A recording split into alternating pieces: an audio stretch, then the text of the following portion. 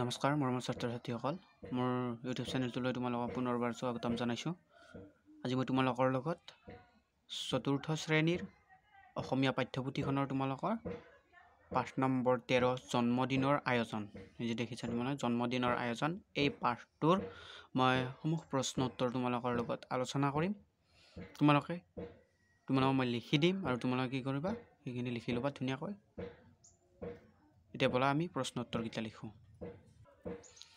তোমালোকক ইয়াতে 5টা প্ৰশ্ন দিছে আৰু সেই প্ৰশ্নকেইটাৰ উত্তৰ কৰিব দিছে। প্ৰথম প্ৰশ্নটো হ'ল কি সীমান্তৰ মাকে পাকঘৰৰ মজিয়াত বহি কি কৰি আছিল। খটো হ'ল সীমান্তৰ জন্মদিনটো কি বাৰত হ'ব আৰু গটো হ'ব মাকে সীমান্তৰ জন্মদিনত কি কৰিম বুলি ভাবিছে।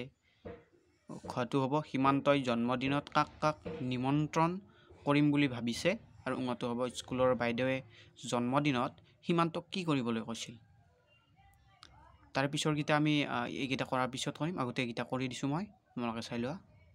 প্ৰথমটো তোমালোকৰ কি আছিল সীমান্তৰ মাকে পাকঘৰৰ মজিয়াত বহি কি কৰি আছিল। উত্তৰটো হ'ব সীমান্তৰ মাকে পাকঘৰৰ মজিয়াত বহি পাচলি কাটি আছিল। পিছত খ নম্বৰৰ প্ৰশ্নটো কি দিছে সীমান্তৰ জন্মদিনটো কি বাৰত হ'ব। উত্তৰটো হ'ব সীমান্তৰ জন্মদিনটো সোমবাৰত হ'ব, অৰ্থাৎ সোমবাৰে হ'ব। তাৰপিছত মাকে সীমান্তৰ জন্মদিনটোত কি কৰিম বুলি ভাবিছিল। ক নম্বৰ প্ৰশ্নটোত মাকে সীমান্তৰ জন্মদিনটোত কি কৰিম বুলি ভাবিছিল। উত্তৰটো হ'ব মাকে সীমান্তৰ জন্মদিনটোত নামঘৰত শৰাই এখন আগবঢ়াম বুলি ভাবিছে। তাৰপিছত খ নম্বৰত সীমান্তই জন্মদিনত কাক কাক নিমন্ত্ৰণ জনাম বুলি ভাবিছে। উত্তৰটো হ'ব সীমান্তই জন্মদিনত ৰুণজুন, মিতা, ফুলি, চিৰঞ্জীৱ, মকবুলৰ লগতে ৰতন আৰু মীনাক হ'ব লাগিছিল মীনাক নিমন্ত্ৰণ জনাম বুলি ভাবিছে। উঙটো হ'ব স্কুলৰ বাইদেৱে জন্মদিনত সীমান্তক কি কৰিবলৈ কৈছিল। স্কুলৰ বাইদেৱে জন্মদিনত সীমান্তক গছপুলি ৰোৱাৰ উপৰিও গছপুলিটো ৰুব দিছিলে, তাৰ উপৰিও সেইদিনা কিছুমান কাম কৰাৰ কথাও কৈছিল, যেনে পদ্য লিখা, ছবি আঁকা, তাৰপিছত মহৎ লোকৰ বাণী সংগ্ৰহ কৰা আদি কৰিবলৈ কৈছিল। পিছত তোমালোকক নেক্সট কি দিছে চাই লওঁ সেইটো কিতাপখনত আগতে। তাৰপিছত তোমালোকক ইয়াতে শব্দৰ অৰ্থবোৰ জানি লোৱা বুলি কৈছে। শব্দ আৰু অৰ্থবোৰ দি আছে সেইকাৰণে মই তোমালোকক বহি লিখি দিয়া নাই। তোমালোকে ইয়াতে চালে হ'ব, কিতাপখনতে আছে। পাকঘৰ, ডলা, প্ৰতিপাল, দায়িত্ব, প্ৰশ্ন এইকেইটা শব্দৰ অৰ্থকেইটা ইফালে দিয়া আছে। তোমালোকে ধুনীয়াকৈ গোটেইকেইটা পঢ়ি ল'বা, মুখস্থ কৰিবা। তোমালোকে কেৱল যে মই দিয়াখিনি চাব সেইটো নহয়, তোমালোকে কি কৰিবা কিতাপখনতো চকু ফুৰাব লাগে। প্ৰথমতে কিতাপখনৰ যিটো পাঠ থাকে তোমালোকে সেইটো সকলোৱে পঢ়াটো তোমালোকৰ দায়িত্ব আৰু সেইটো পঢ়িলেহে তোমালোকৰ প্ৰশ্নবিলাকৰ যি উত্তৰ আছে সেইবিলাক ভালদৰে বুজি পাবা। মই তোমালোকক উত্তৰবিলাক উলিয়াই দিছোঁ যাতে তোমালোকৰ সহজ হয়, কিন্তু তোমালোকে যদি পাঠটো নপঢ়া অকল উত্তৰকেইটাই মুখস্থ কৰা তেতিয়াহ'লে তোমালোকে অধিক জানিব নোৱাৰিবা কেতিয়াও। সেইবাবে তোমালোকে পাঠটোও পঢ়িবা। তাৰে পিছত এইফালে তোমালোক যুক্তাক্ষৰবোৰ দিছে। প্ৰতিটো পাঠতে যুক্তাক্ষৰ থাকে, তোমালোকে সেই যুক্তাক্ষৰবোৰ চাব লাগে যে এইফালে যুক্তাক্ষৰবোৰ ভাঙিও দিয়া আছে ধুনীয়াকৈ আৰু এটা শব্দও দিয়া আছে, তোমালোকে যুক্তাক্ষৰবোৰো চাবা ইয়াৰে। তাৰপিছত এইফালেও তোমালোক যুক্তাক্ষৰ দিয়া আছে, এইকেইটাও চাবা ধুনীয়াকৈ। তাৰপিছত নেক্সট কি দিছে চাওঁ আমি কৰিবলৈ। তাৰপিছত তোমালোকক ইয়াতে দিছে কি তলৰ বাকচৰ ভিতৰত, ইয়াতে তোমালোকক 121 পেজত দিছে। 121 পেজত এই পাঠটোত তোমালোক কি দিছে তলৰ বাকচৰ ভিতৰত থকা স্ত্ৰীলিংগ বুজোৱা শব্দবোৰ বিচাৰি আনি পুংলিংগ বুজোৱা শব্দৰ কাষত লিখা। তাৰমানে তোমালোক বাকচটো দিছে, মই লিখি দিছোঁ। তোমালোকৰ কাষত বাকচ এটা দিছে, বাকচটোত আছে গোটেইকেইটা। তাৰপিছত তোমালোক স্ত্ৰীলিংগটো যেনে মামাৰ স্ত্ৰীলিংগ লিখিব লাগিলে কি হ'ব মামী, ইয়াতে এটা দিছে। তাৰপিছত দেউতাৰ কি হ'ব, ইয়াতে আছে মা হ'ব, বন্ধুৰ বান্ধৱী, শিক্ষক শিক্ষয়িত্ৰী, ভাইটি ভণ্টি আৰু ভিনিহি বাই, ইয়াতে গোটেইকেইটা আছে ধুনীয়াকৈ তোমালোকে লিখি ল'বা। তাৰপিছত নেক্সট কি দিছে চাওঁ।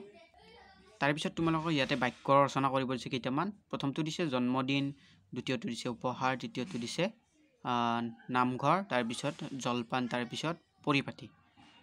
এতিয়া মই কৰি দিছোঁ এইকেইটা গোটেইকেইটা, তোমালোকে ধুনীয়াকৈ লিখি ল'বা। এতিয়া তোমালোকৰ প্ৰথমটো আছে জন্মদিন।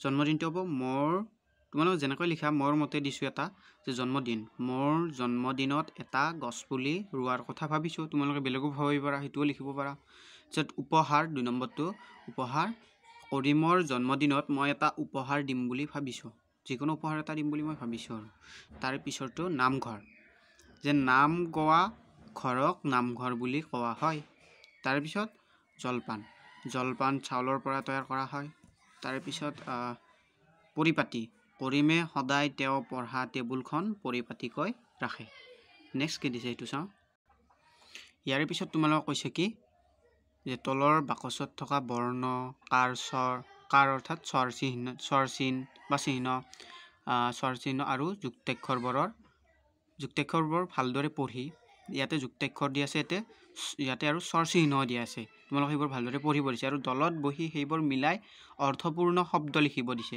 অৰ্থাৎ ইয়াৰে ভিতৰতে তোমালোকে বিভিন্ন ধৰণৰ শব্দ হ'ব যিটোৰ নেকি এটা অৰ্থ থাকে অৰ্থাৎ অৰ্থ থাকে মানে এটা শব্দ হ'ব লাগে আৰু শব্দ তেতিয়াই হ'ব যিটো শব্দটোৰ অৰ্থ থাকিলেহে হয়তো শব্দ বুলি কোৱা হ'ব গতিকে সেই শব্দটো তোমালোকক তেনেকৈ শব্দ গঠন কৰিব দিছে মই কৰি দিছোঁ কেইটামান তোমালোকক ইয়াতে দিছে এটা কপৌ এটা কপৌটো আছে তাৰ পিছত তেনে ক আৰু পটো আছে গতিকে ঔকাৰটা তোমালোকৰ ইয়াৰ পৰা আনি দিছে কপৌ ঠিক তেনেকৈ বান্দৰটো মই দিছোঁ দুৰন্ত দন্ত গৌতম আকৃতি তাৰে পিছত সভা বগৰী তোমালোকে আৰু লিখিবা ইয়াৰে পিছত কি দিছে সেইটো চাওঁ ইয়াৰে পিছত এটা শব্দত প্ৰকাশ কৰা দিছে তোমালোকক প্ৰথমটো দিছে কি জন্ম হোৱা দিনটো নিশ্চয় জানো আমি জন্মদিন বুলি কোৱা হয় হয়নে তাৰপিছত বন্ধু বান্ধৱৰ সৈতে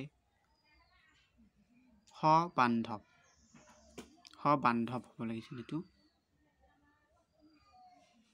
বান্ধৱ তাৰপিছত নাম গোৱা ঘৰ নামঘৰ বুজি পাইছা এইকেইটা নিশ্চয় আৰু এবাৰ কৰিছোঁ জন্ম হোৱা দিনটোত এটা শব্দত প্ৰকাশ কৰিলে হ'ব জন্মদিন বন্ধু বান্ধৱৰ সৈতে অৰ্থাৎ বান্ধৱ নাম গোৱা ঘৰ এটা শব্দত প্ৰকাশ কৰিলে নামঘৰ তাৰ পিছত তোমালোকে এতিয়া কি দিছে ইংৰাজী ভাষাৰ অনেক শব্দ আমাৰ ভাষাত সোমাইছে অৰ্থাৎ আমাৰ অসমীয়া ভাষাত সোমাইছে তেনেকুৱা কেইটামান শব্দ এই পাঠটোতো ব্যৱহাৰ হৈছে সেইবোৰ অসমীয়া প্ৰতিশব্দ লিখা তোমালোকে এইফালে দিছে এইফালে তোমালোকে এইকেইটা দিছে এইফালে মই লিখি দিছোঁ যে টেবুলৰ অসমীয়া শব্দ হ'ব মেজ স্কুলৰ অসমীয়া শব্দ হ'ব বিদ্যালয় কিন্তু আমি বেছিভাগে স্কুল টেবুল ৰুম আমি এইকেইটাই ব্যৱহাৰ কৰোঁ এইকেইটা বেছি ব্যৱহাৰ নকৰোঁ আমি জানো যদিও এইকেইটা আমি ব্যৱহাৰ নকৰোঁ কিন্তু আজিৰ পৰা তোমালোকে এইকেইটা ব্যৱহাৰ কৰিব মানে চেষ্টা কৰিবা কাৰণ আমাৰ যি অসমীয়া ভাষা আমি গৌৰৱ অনুভৱ কৰিব লাগে সেই ভাষাৰ এইকেইটা শব্দ আৰু এইকেইটা হ'ল ইংৰাজী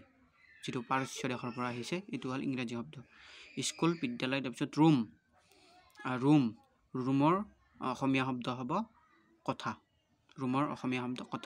তে এইকেইটা তোমালোকে ধুনীয়াকৈ লিখি ল'বা তাৰে পিছত মই তোমালোকক এটা মই নিজাববীয়া কৈ দিছোঁ যে তোমালোকে হাফ পেনৰ অসমীয়া প্ৰতিশব্দ কোনোবাই যদি জানা কমেণ্ট কৰি জনাবা কোনে জানা মই সেইটো চাম হাফ পেনৰ যিটো আমি হাফ পেন বুলি কওঁ আমি ব্যৱহাৰ কৰোঁ সচৰাচৰ সেইটোৰ অসমীয়া শব্দটো কোনে জানা সেইটো কমেণ্ট কৰি মোক জনাবা তো ভিডিঅ'টো ইমানেই আছিল যদি ভাল লাগিছে এটা লাইক কৰিবা শ্বেয়াৰ কৰিবা বন্ধু বান্ধৱীলৈ আৰু ছাবস্ক্ৰাইব কৰি দিবা ভিডিঅ'টো শেষলৈকে চোৱাৰ বাবে সকলোকে মই ধন্যবাদ জনাইছোঁ